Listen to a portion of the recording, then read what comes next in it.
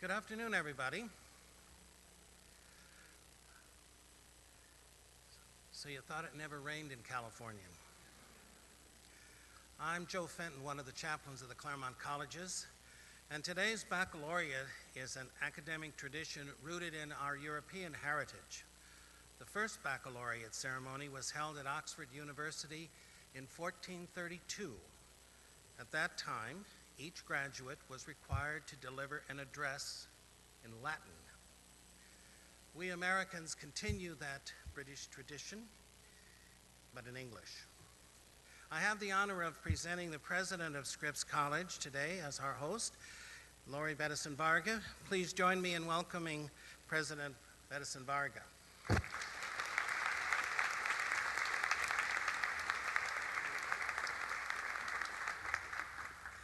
Good afternoon.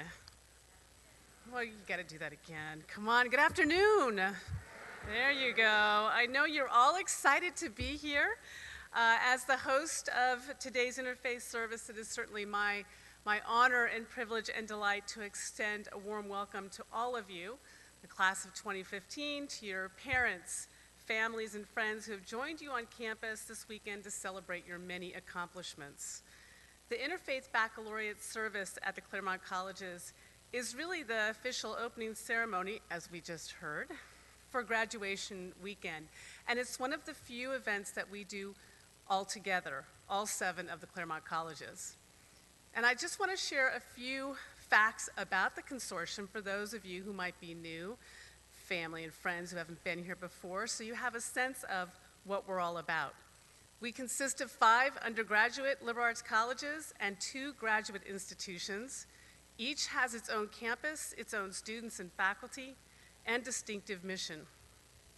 We share some central services, such as Honnold Library, campus safety, student health, and of course, religious activities, just to name a few.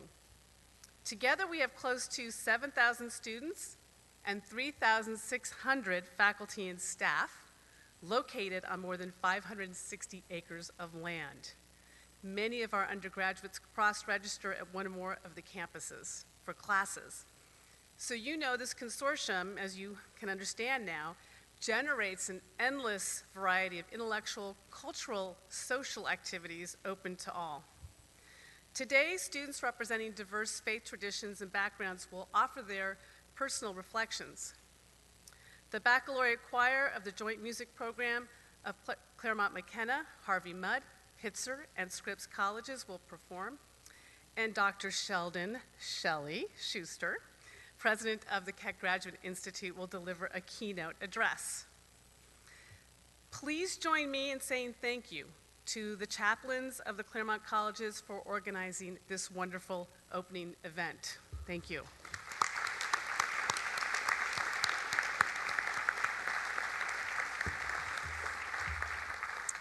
My consortium colleagues join me in thanking all of you, the families and friends represented here today who have guided, encouraged, and supported our graduates as they have pursued their degrees at their various campuses.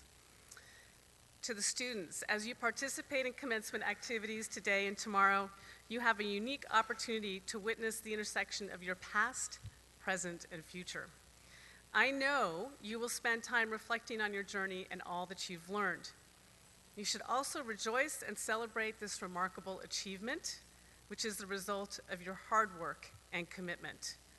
Finally, I encourage you to envision your next adventure, the lives you will touch, and the ways you will lead change. For our part, we welcome the opportunity to reflect on your contributions to our vibrant community and to anticipate the ways in which you will transform the world beyond the colleges. Thank you for being exceptional scholars, citizens, and colleagues in the search for truth and knowledge. Each one of our students has left his or her imprint here. I know that your experience at the Claremont colleges will linger long after you've graduated and impact your lives in ways that have yet to be determined. We hope and expect that you will remain close and return as often as possible in the years ahead. We wish you lives of purpose and fulfillment. Thank you, and again, welcome. And now we have the pleasure of hearing from a few of our graduating students. Thank you.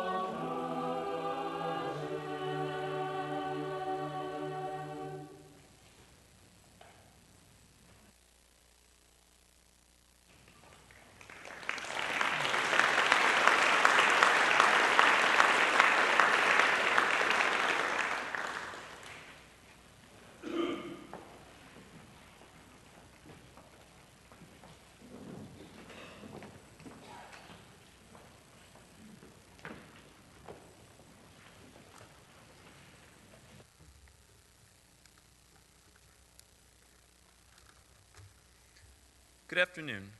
I'm Paul Jerger, a senior at Harvey Mudd College.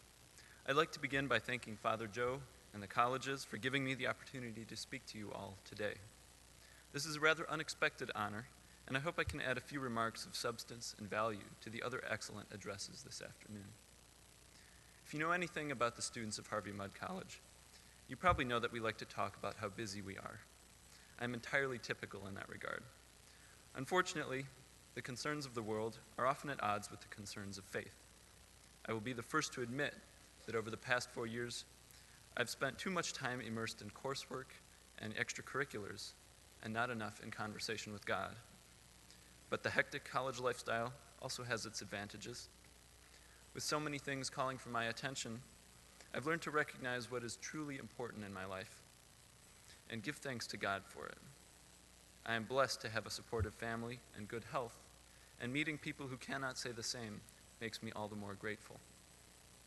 The best part of my college experience has always been the people I've met, and my fellow students in particular. I saved the best for last because there are so many ways other students have benefited my life. If college is supposed to stimulate the exchange of ideas and the growth of understanding between its students, then in my case it's been a smashing success. With as many thoughtful and intelligent students as we have at the colleges here, perhaps it's not so surprising how often my conversations have turned from small talk into serious discussions. In many instances, intentional or not, these chats have turned to religious beliefs. I've had a number of opportunities to learn about others' beliefs and to discuss my own faith, which have been a great help to me. I've learned again and again that I don't really understand an academic subject unless I can explain it to another student. And I found the same is true of my faith.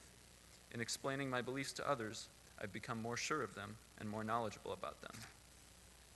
I would be remiss if I failed to give thanks to the InterVarsity community, as their Bible study groups were especially important in providing me with discussion opportunities and other insightful opinions. My close friends are the final piece of my religious puzzle. 4 of my best friends are strong Christians, and it's amazing how encouraging it can be when your friends share your morality. This all sounds like a very deliberate arrangement, but let me assure you that we did not seek each other's company because of our beliefs. Their support and example has made it so much easier to grow in Christian faith while here in college. I would like to use G.K. Chesterton's words here instead of my own.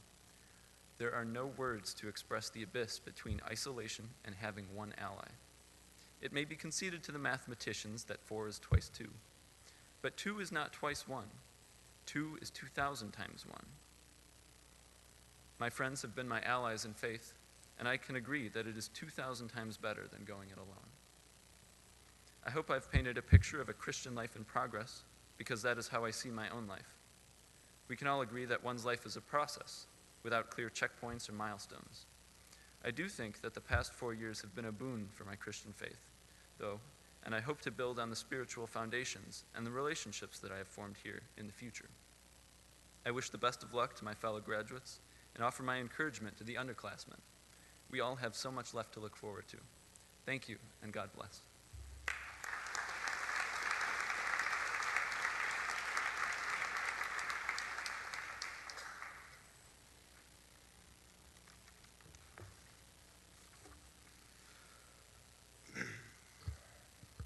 Assalamu alaikum. My name is Ashraf Mathkour, and I'm graduating from Claremont McKenna College, and it is an honor to be speaking in front of you today. I remember about 4 years ago being asked by my friends and family how my relationship with my faith was going to change in college. Being raised as a first-generation Muslim American, my upbringing surrounded me with the morals and ethics that the Islamic faith preaches, namely finding peace within myself and peace within my community. My friends explained to me that college is the time in one's life where they are presented with illustrious and distinguished academic theories that often trivialize the importance of religion in the student's life. They explained college to me as a place where one's preconceived notions and about their beliefs becomes challenged and sometimes strengthened, but more often than not weakened. 4 years later, I've come up with my own conclusions, and after seeing my friends and my own transformations, the first of which is that although our relationships with our faith and beliefs have changed, I have found that as a whole, we all have held onto the same identity that we have come in with. To quote Reza Aslan, a scholar of religion, during his interview on The Daily Show a few days ago, quote, "The thing about religion that people have to understand, it is far more a matter of identity than it is simply just a matter of beliefs and practices," end quote. This idea that religion is much more than simply a laundry list of rules that you must follow to be a part of X religion, and that is intrinsically bound to how we define ourselves, is key to understanding how religion has played a part in my college career and the understanding of faith more broadly. To give an example, a recent poll has shown that 7 out of 10 Americans identify as Christian. 7 out of 10. Think about that for a second. Not 7 out of 10 Christians practice Christian the same exact way in America. Not everyone goes to church every Sunday. Not everyone reads the Bible every day. Of course they don't. And although 7 out of 10 Americans do not practice Christianity in its most intense and proper form, they still identify as Christian. Another more grounded example is look at the self-proclaimed Islamic State. The Islamic State identifies as Islamic, but the tens of thousands of civilians they are killing also identify as Muslim. Furthermore, the people fighting against the Islamic State identify as followers of the Islamic faith. This all seems rather paradoxical. How can they be fighting each other if they all define themselves with the same religion, the same identity? This led me to my second conclusion, that individuals insert their own predetermined values into their religion, rather than deriving values from their religion itself. And college is a time where you discover your predetermined values, analyze them, and if you are unhappy with them, have an opportunity to change them. Through this process, the process of changing one's values, they in turn affect our relationship with our faith. But at the end of the day, although religion is different for each individual person, we as human beings look for unifying identities that bring us together. Through religion, sports teams, college affiliations, we look for ways to identify with a larger group of people. For example, I identify as Muslim.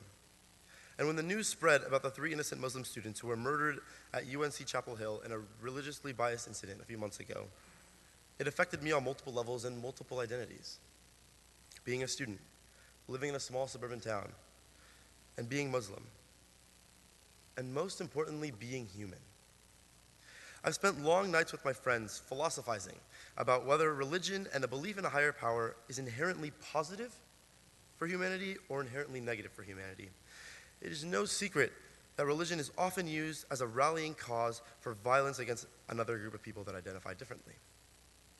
However, the answers that we, my friends and I, usually come up with is that it depends on the individual and the values that they place onto their religion and their religious interpretation.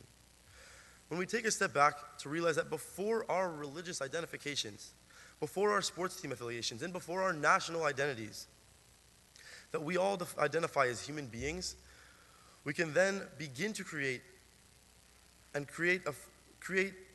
expectation where we each treat each other with a certain level of decency. That we can then begin to look for what Islam literally translates into, and what every religion calls for: peace.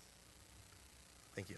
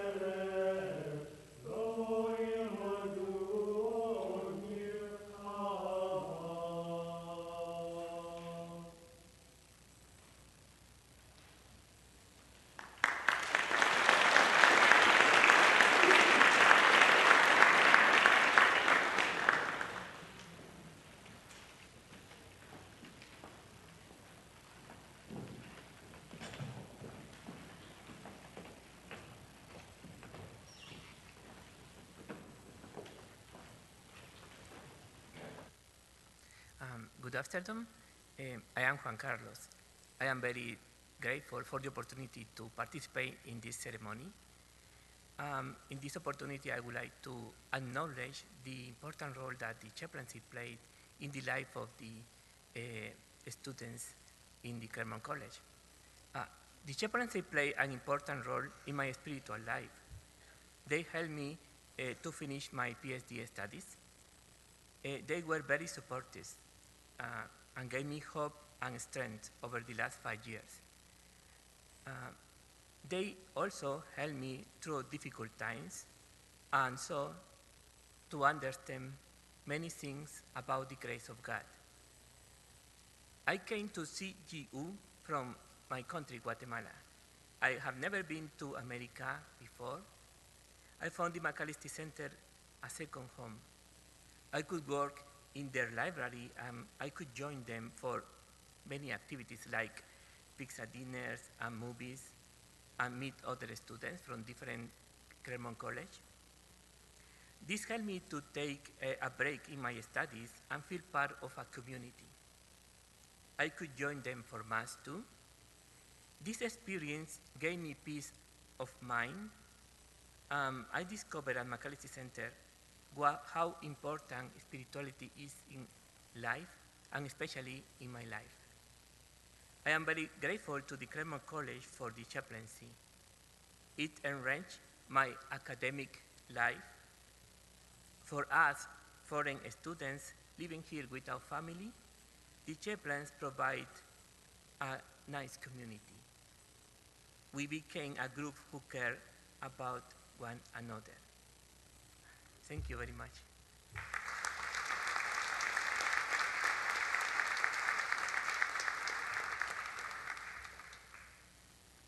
Hello, I'm Hannah. I go to Scripps College for one more day. First of all, I would like to express my appreciation for the religious community that we have on these campuses. I have attended services and been a part of the McAllister Center since my freshman year, and I couldn't have asked for a more positive experience. The atmosphere of a highly academic environment like this one does not always favor religion as a whole, but I have found some of the most encouraging people through religious settings and discussions. Sometimes it can be slightly difficult to leave McAllister Center, or even a room like this, and profess my faith. If I could have changed anything about my experience with religion on this campus, it would be for people to realize that it isn't about a blind following. Religion requires thought, a lot of thought, and a lot of conversations, and a lot of questioning. This is one thing that I love about the refreshing conversations that I can have with people at the Protestant services or with anyone who is open to the idea of a higher power, whether they are Christians, another religion, or if they don't identify with any religion at all. I understand now, more than ever, about the connectedness between all three and the benefits of open dialogue. Overall, what I have realized here is that letting myself question everything I know and everything I don't know has led me to develop deeper relationships with friends and acquaintances and has also deepened my faith. So now I'm going to close with a prayer of confession written by Ruth Duck. It was read during a service at the McAllister Center and has been taped above my desk ever since. It encourages Christians to recognize the interconnectedness between denominations and even between doctrines. Through my time at McAllister and the Claremont colleges, I have learned that finding unity in vulnerability can be powerful and is certainly worthwhile. Here's the prayer of confession. Eternal God of all people and places, we confess to you our lack of oneness with our human sisters and brothers as we begin the celebration of unity in Christ. We have closed our ears to voices of pain and of wisdom when they speak in accents other than our own. We have lacked the vision to see that people in places, living in places we call foreign, are as surely your children as we are. Our sensibilities are jarred even by the way our nearest neighbors express their faith in Christ. We cling to the pride of nation and denomination as if we had special claim on truth and leadership. Thank you.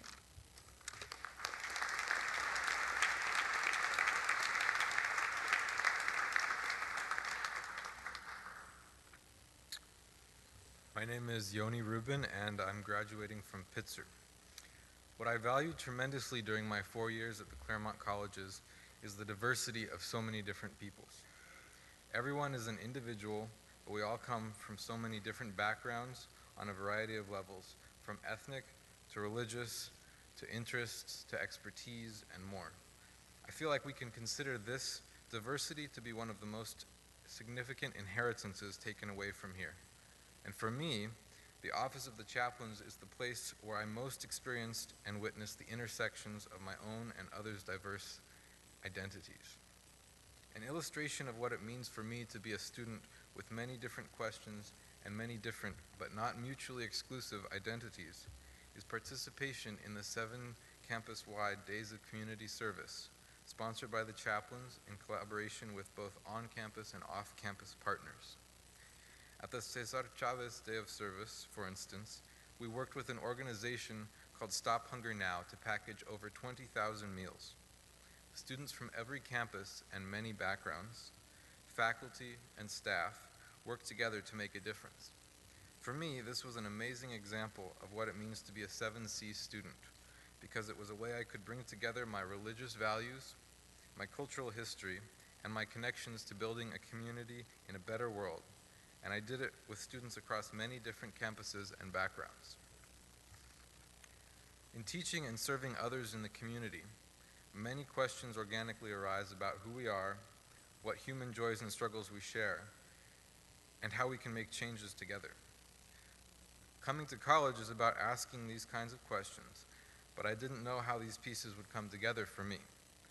Through the Office of the Chaplains, there were so many connections. My own experiences bringing together Muslims, Jews, Christians, and others through organizing events like the Yuval Ron Ensemble, a group of Middle Eastern musicians, storytellers, and Sufi dancers, or Sara Aroeste, a Ladino or Judeo-Espanol singer, where I was a student working with other students from other traditions or backgrounds, where we shared our common good ground, where we learned about each other, and where we created a space for social justice and spirituality. These experiences wove together different parts of my personal and family identities with others who shared their own stories. In the end, we don't really know if this will make peace or change the world, maybe for just a day, but I believe that it makes some difference. I'm thankful to have been part of a community that supports this kind of exploration. Getting together, identifying common beliefs and ancestry, working together in common undertakings, and demonstrating shared interests cannot happen at a lot of campuses. The fact that it happened here at the Claremont colleges, through the model and support of a chaplaincy that values everyone equally, is unique and special.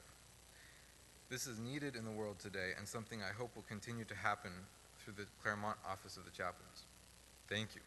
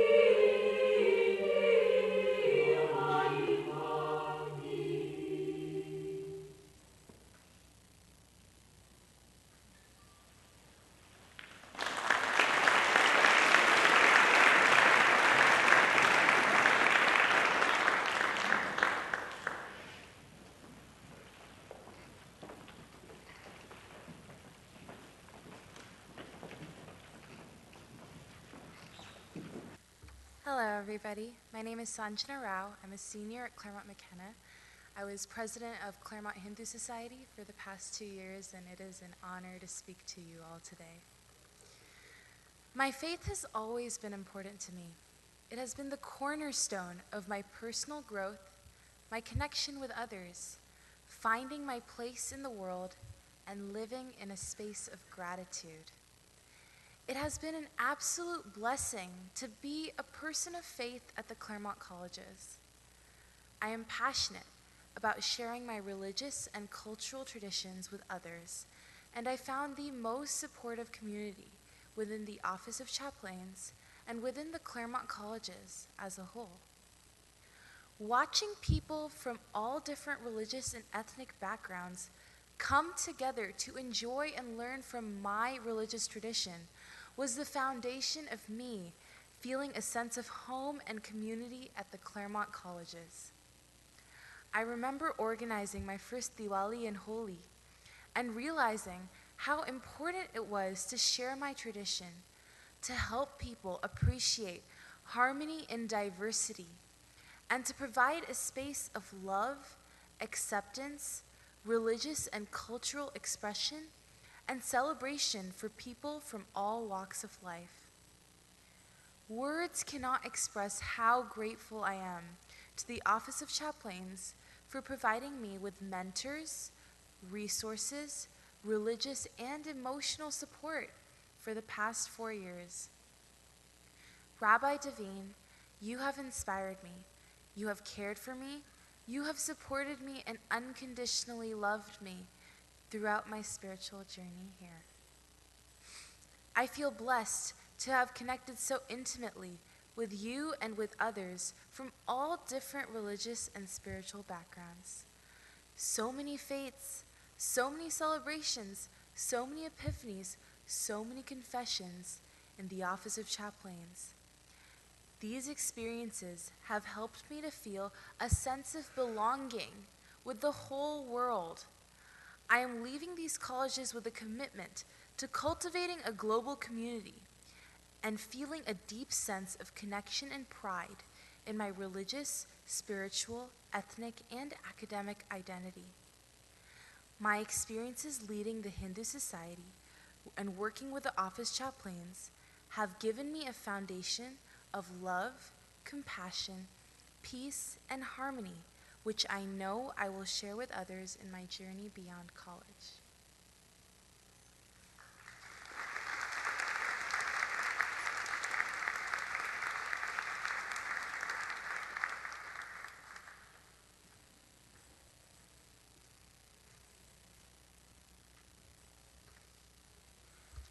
I should say at the outset that Jews are known for being long-winded, so you'll have to bear with me for just a few more moments.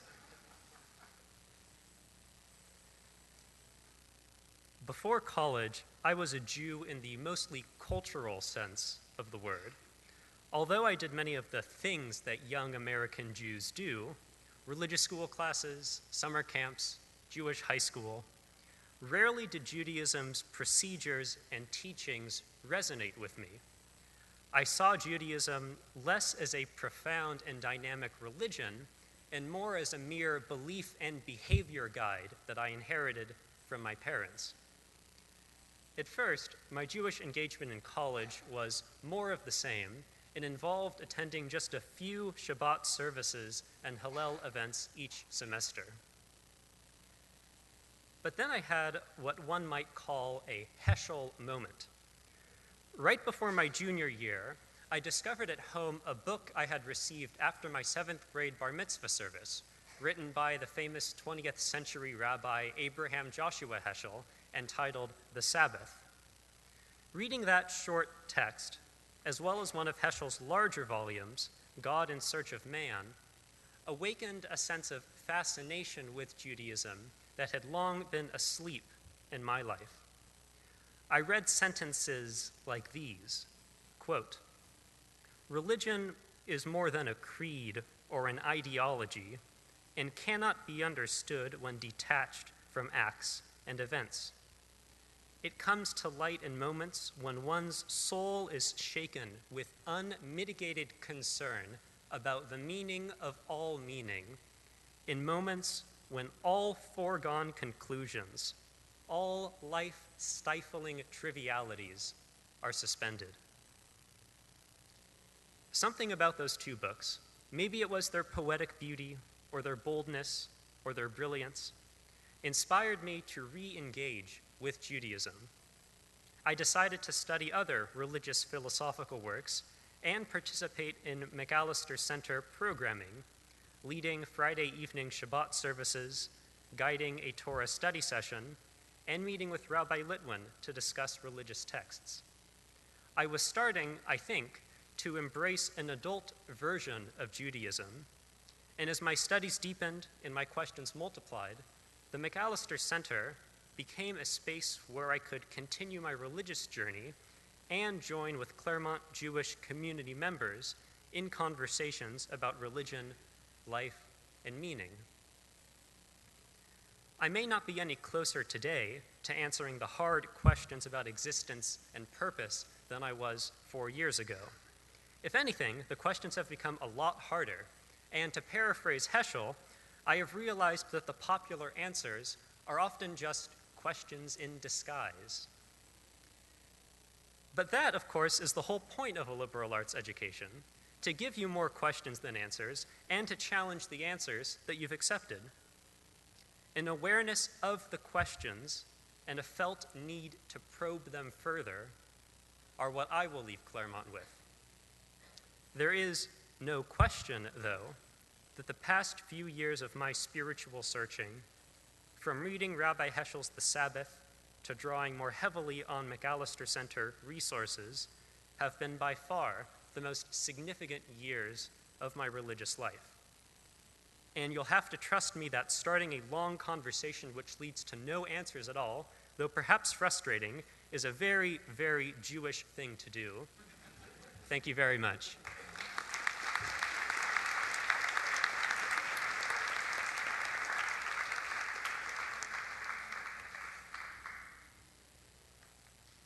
Hello, everyone. My name is Combis, and first of all, I would like to express what an honor and privilege it is to speak in front of such a distinguished audience. Only a few years ago, I would have never imagined to be standing on the stage before you. Growing up as a first-generation Iranian American, I never quite felt part of either culture. Ingrained in my head is the image of my mother bowing in prayer as she would repeat the rakats, Bismillahim Rahman Rahim. I swear she prayed 3 times a day just for me to become a doctor. I used to torment her by exclaiming that I would become an architect, a rapper, or her most despised, a chef. However, behind these jokes, I felt like an absolute coward. I didn't even have the courage to fail. But eventually the facade of complacency gave way to desire to create meaning. I held a belief that hard work and intuition would lead to good things. But I'd never tested it out before. KGI gave me that opportunity and that second chance. I feel so fortunate to have ended up at KGI and the Claremont colleges. I knew this place was a place I could develop the habits of mind that inspire action. KGI and the Claremont colleges are the first place I ever felt like I belonged. As this bittersweet weekend draws to a close, many of you will be graduating, moving on to take risks, and change the world for the better. Do not take for granted that you belong to such a wonderful and diverse community. We all belong. It is my great pleasure to introduce to you the person who opened that door for me and for many others to this special place, a place I am so proud to call home. Please give a warm welcome to the man my classmates and I fondly call Shelly, president of the Keck Graduate Institute, Sheldon Schuster.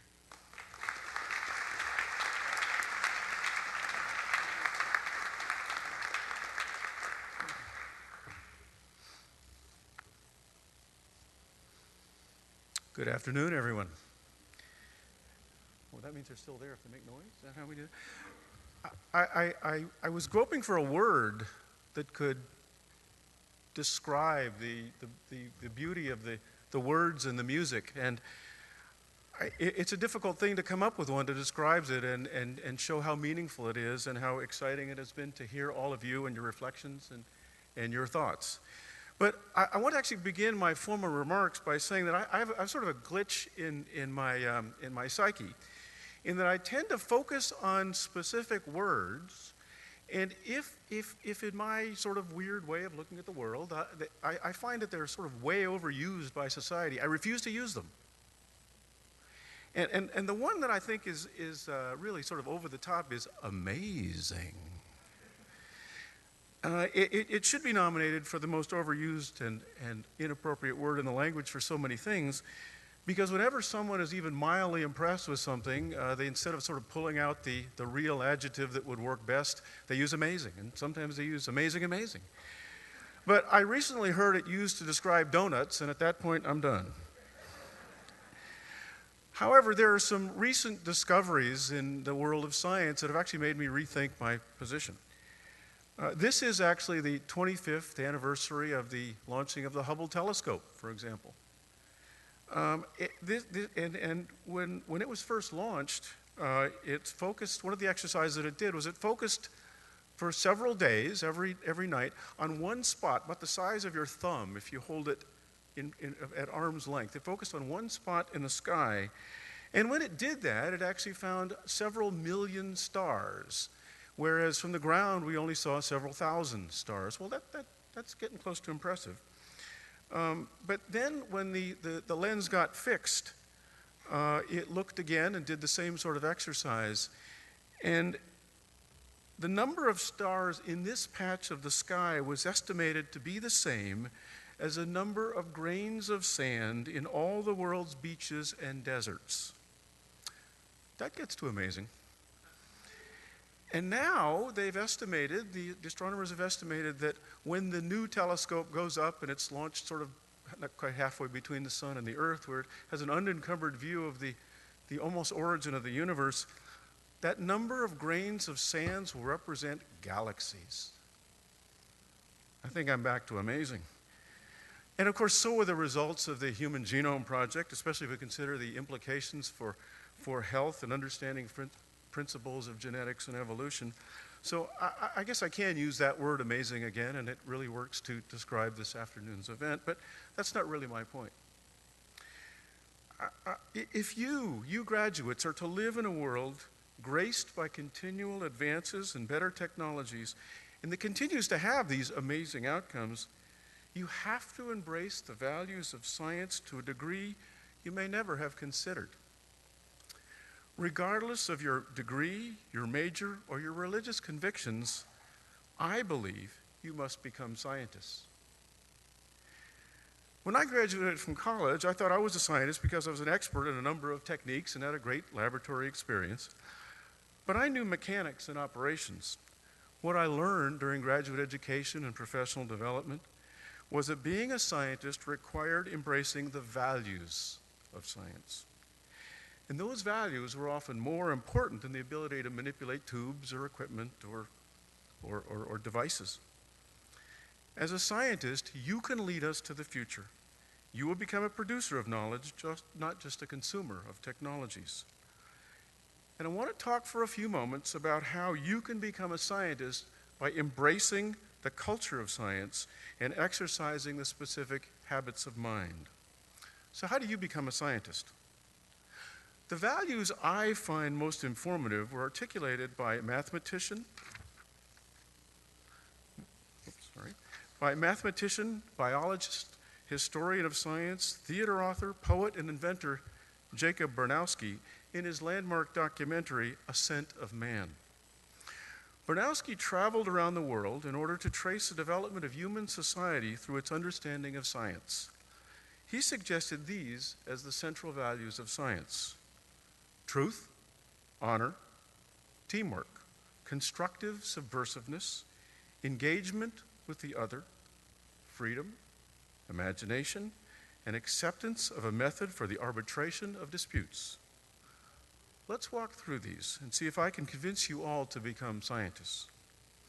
Truth. The falsification or alteration of data results in the scientific death penalty. You can make mistakes and you can make errors in interpretation, but the improper manipulation of data results in immediate and total banning from the profession. And well, it should. honest data is the bedrock upon which all science is based. We can tolerate no deviation from that principle. Honor. It is essential that we understand that science builds over time and it becomes ever more solid due to the painstaking work of many. We must honor and respect and note the work of our scientific heritage so that we are sure to build and not reinvent. As Newton said, "If I have seen farther than most, it is because I have stood on the shoulders of giants." Teamwork. The launch of the Mars rover and the sequencing of the first human genome required the work of thousands of dedicated and talented scientists, representing a broad range of diverse backgrounds and disciplines. When the announcement of the proof of the existence of the Higgs particle was presented to the world, it was not noted as being done by X Americans and Y Europeans and Z of any particular faith. It was recognized as the product of an international collaboration that represented the best of physics. They discovered a particle whose existence explains fundamental rules that govern the universe. The teams did this without regard to anyone's nationality, the color of their skin, their gender, or the God they worshiped. Science requires that we encourage the habit of mind to always question and be skeptical, but color it with humor, humility, and a sense of discovery. This constructive subversiveness is needed to challenge dogma or accepted wisdom. This is not a new feature of the scientific process, by the way. In the 13th century, Ibn al-Nafis wrote, quote, "When hearing something unusual, do not preemptively reject it, for that would be folly. Indeed, horrible things may be true, and familiar and praised things may prove to be lies." Engagement with the other. A great deal of the fun of being a scientist comes from exploring the perceptions and viewpoints of others. When I travel, I often pick up a copy of USA Today. I'm sure many of you do the same. And I look at it, not because it actually has any useful news, but because it attempts rather feebly to present facts in the guise of charts and graphs and rankings of about everything. It presents me with an enjoyable opportunity to see what others are digesting as data and fact. What is the fattest city in the U.S. was one of them. What is the most literate city in the U.S.? What is the best city in the U.S. for young people? I'll tell you the answer in a little bit. For the answers to these big questions, just look at the charts in USA Today. When you exercise your subversiveness and look more carefully, you'll note, this is true, that the way they determined what city was the fattest was to count the number of health clubs listed in the local yellow pages. Yellow pages are in a book, you guys might know. The most literate, this is fairly recent, they counted the number of bookstores and museums in a city.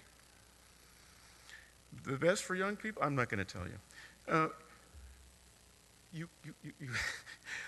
Let's talk about freedom. An absolute requirement of science is the freedom to follow conclusions based on valid data.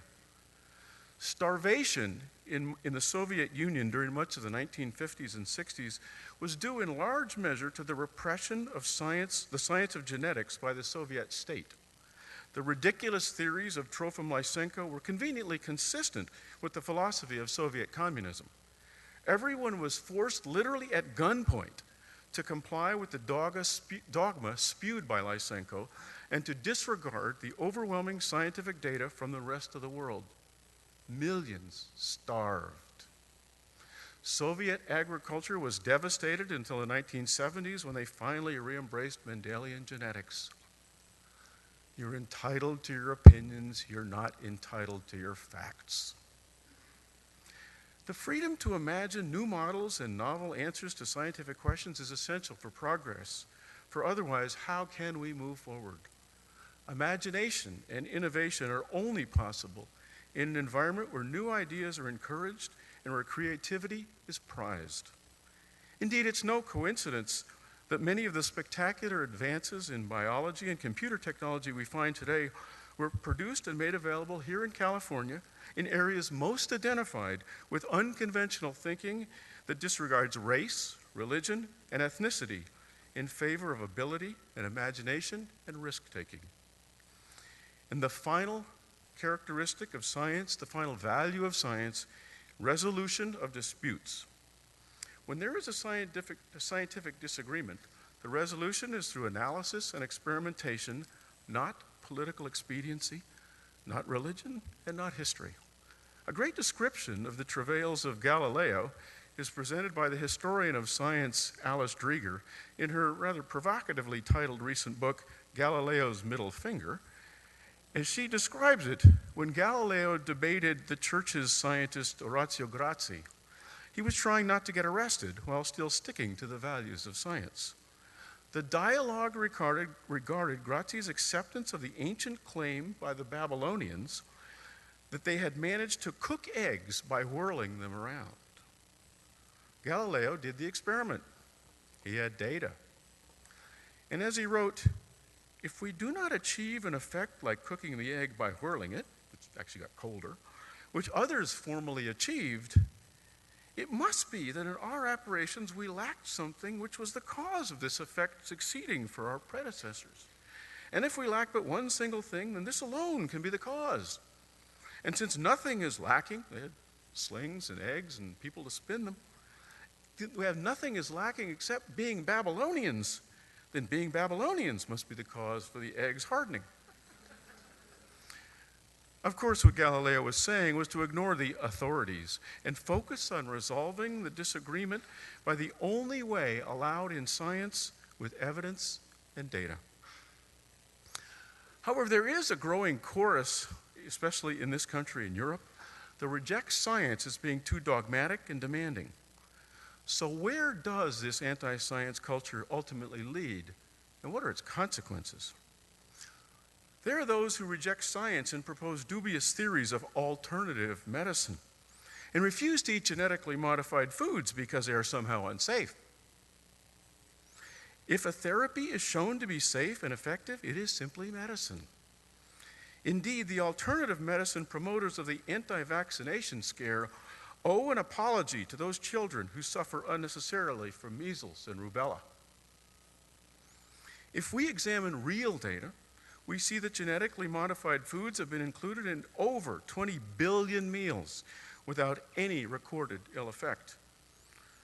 Perhaps those who loudly eschew genetically modified foods need to apologize to those African farmers who, for economic reasons dictated by wealthy nations, cannot plant genetically modified golden rice that will prevent blindness in their children. In a bigger context, Bernowski speaks clearly in The Ascent of Man to the point proposed that science will dehumanize people and turn them into numbers. He said, "That's false, tragically false. Look for yourself. This is the concentration camp and crematorium at Auschwitz. This is where people were turned into numbers. Into this pond were flushed the ashes of some 4 million people. And that was not done by gas. It was done by arrogance. It was done by dogma. It was done by ignorance. When people believe they have absolute knowledge with no test in reality, this is how they behave." I implore you to adopt the values of science and scientific habits of mind. Demand truth, never accepting anything less. Honor those who built scientific foundations. Embrace teamwork and the power of diversity. Engage in constructive subversiveness and seek opportunities to upset dogma. Pursue engagement with other contexts and viewpoints. Demand freedom in all realms of thought and action. Encourage the broadest and most radical exercises of imagination. Rely on data and analysis to resolve disputes. Become scientists. I end with what is almost a benediction from a friend, Dr. Ismail Siraj-al-Din, founding director of the New Library of Alexandria in Egypt. He was accepting the highest award from the United States National Academy of Sciences for his contributions to public welfare when I first met him in 2011. This message was delivered in those very hopeful moments just after the Arab Spring when he was so optimistic. An optimism I now have as you join our ranks as scientists in your approach to life. Siraj al-Din said, quote, "To our youth I say, you have been called the children of the internet or the Facebook generation, but you are more. You are the vanguard of the great global revolution of the 21st century. So, embrace the values of science and go forth into the journey of your lives to create a better world for yourselves and others. Think of the unborn. Remember the forgotten. Give hope to the forlorn. Include the excluded. Reach out to the unreached. And by your actions from this day onwards, lay the foundation for better tomorrows." Congratulations to you all.